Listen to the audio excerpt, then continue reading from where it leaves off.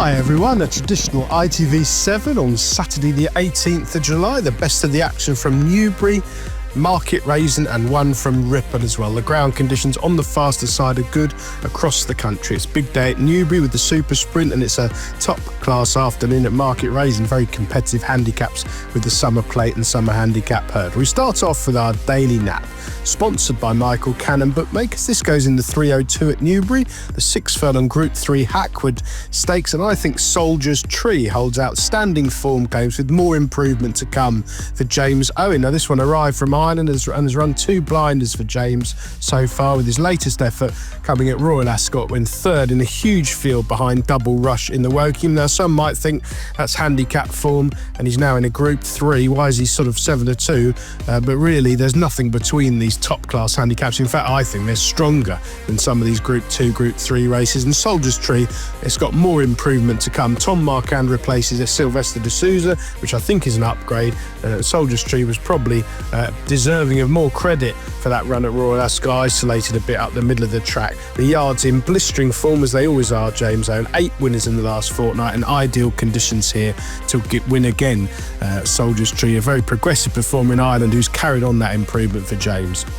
Our value angle selection, sponsored by Michael Cannon Bookmakers, goes in the 245 at Market Raisin, the 2 mile 5 furlong Summer Plate Handicap Chase. I think this is made for Kingston Narcissus from the red hot Dan Skelton yard. Now, Dan has been dominating the UK jump scene for the past few years now, and it's getting a stronger domination, if anything. Kingston Narcissus, well, he's finished second twice. I think he should have probably won both of them. I think to say he's been ridden with an eye on the future is a little bit unfair, but he's certainly never really been nearer than he was at the finish on either occasion and not been given a hard time. Now, he might be a little bit tricky, he might be a bit of a bridle merchant, but he's got the perfect setup here into a bigger field handicap and a strongly run race on fast ground. And I also think a switch to a right-handed track will help him. He'll get a very patient ride from Harry Skelton, and hopefully with a clean run through he can pick them up late. The remaining 5 races on ITV on Saturday, starting at Newbury with the Steventon Stakes at 155 over 1 mile 2, a listed contest here. Well, this looks a really good fit for Persica from the Richard Hannon yard.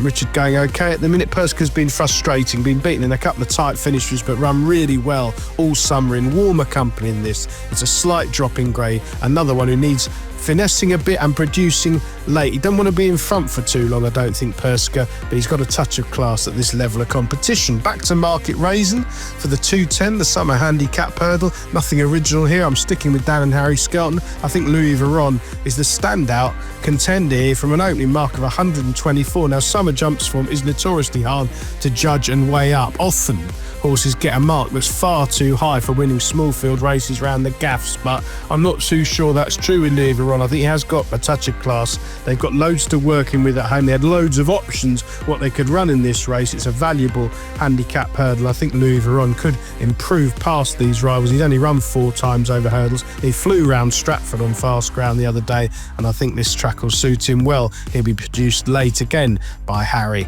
Back to Newbury for a 2 mile handicap at 225. I think Bailey's Kelstar can improve again and defy a career high mark here. Charlie Johnson, course and distance winner, fast ground ideal, on a roll at the minute, has got a career high mark to defy, but another one who's likely to get a pretty patient ride from Safi Osborne, and this looks a pretty weak race for the grade.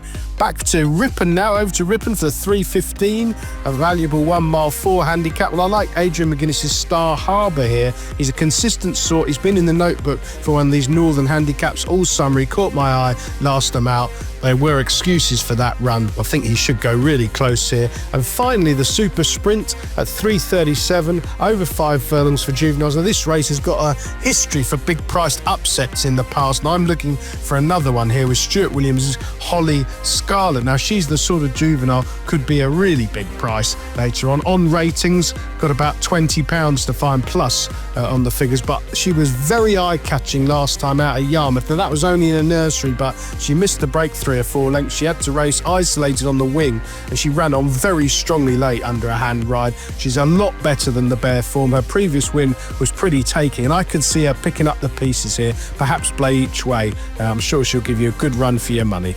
Best of luck with all 7 ITV races on Saturday, everyone. Please do like and do comment with your own fancies and selections in the comments section underneath. Subscribe to the free YouTube channel if you haven't already, and do check out our sponsor, Michael Cannon Bookmakers. Michael's actually betting at Newmarket today, and his prices will be direct from the track onto his website, so it's well worth checking those out. They're a lot more generous than the competition.